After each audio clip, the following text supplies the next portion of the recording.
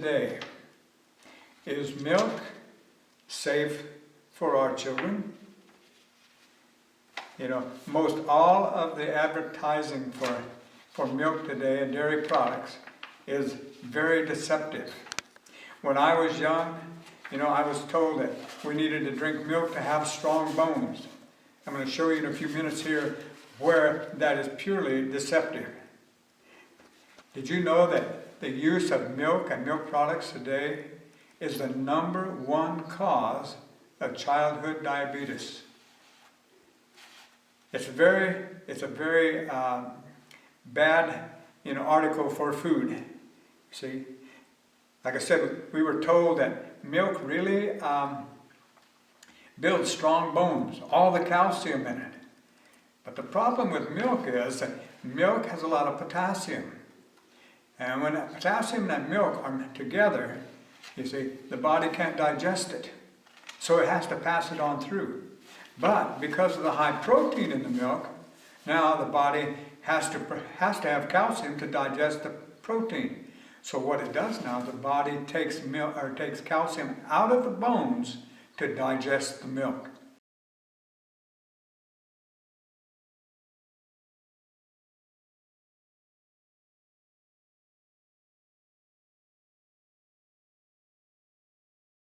Now, instead of putting, you know, calcium into bones and making strong bones, it's really making our bones weaker. So milk is really a very bad article of food. We talk about the calcium too. If you really think about it, where did the cow get the calcium? You see? From the green leafy.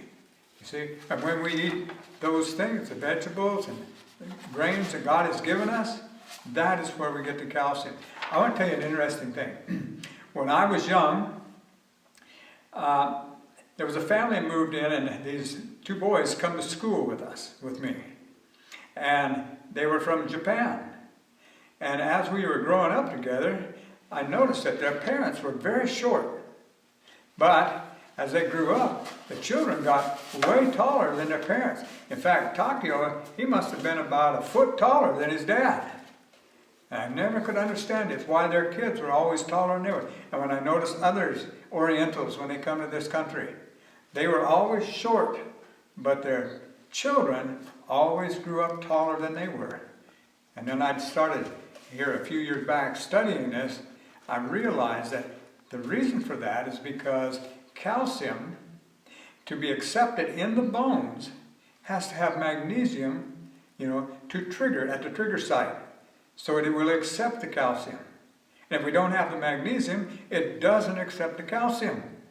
And so now we see all these people are growing up with eating white rice. And white rice, the outside covering of the rice, of the grain, is mostly magnesium. And they weren't getting this. And so they all were short because their bones didn't really develop like they should have. And that's why these people, when they come to this country, all grow, you know, taller than their parents. Now, that's why it's very important that we have magnesium. Now, the calcium, like I said before, the calcium in the bones is taken out, you know, if we do not, you know, what we're ingesting milk products. Now, we get calcium from the grains, like I said. We also get it from the green leafy vegetables. They are full of calcium. And this is really what we need. Now, a lot of times we think, well, we can eat these milk products, and these milk products are really good. They're not bad for you or anything, but they are not good for you. In fact, if we go into Spirit of Prophecy, she has more quotes on the detrimental effects of milk and cheese. In fact, in Counsels on Diets and Health on page 368, she says cheese should never be introduced into the stomach. She also says that cheese is wholly unfit for food. Now, there's a reason for this, folks, because it is detrimental to our body. You see? You know, another bad thing about it is the milk products today. These cows are injected with so many hormones, so many antibiotics, and all these things. If you ever have been in a dairy, and see where they're milking these cows. I was there once. The man took me through there. And when he took me through there that morning to show me his operation, he had a syringe in this pocket, a syringe in this pocket, one in his hand, and one across in his mouth. And every cow he came to got 4 shots. Now where do you think all the excess of that, and where do you think that goes? That goes directly into the milk. And if we're drinking the milk, we're getting all of those hormones, all of those antibiotics, and everything else that was given to the cow.